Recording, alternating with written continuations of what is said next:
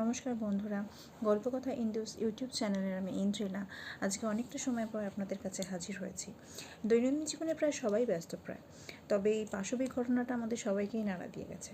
একটা মেয়ে হিসেবে, নারী হিসেবে এবং সবথেকে বড় কথা একটা মানুষ হিসেবে আমি মনে করি আমরা প্রত্যেক দিন কিছু না কিছু পথে ঘাটে বিভিন্ন জায়গায় ফেস করে থাকি।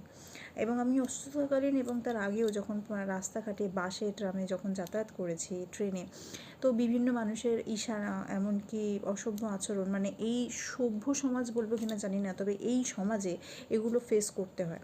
শুধু আমি বলে নয়, এরকম অনেক মেয়েরাই হয়তো প্রতিদিন এই জিনিসগুলো ফেস করে থাকে।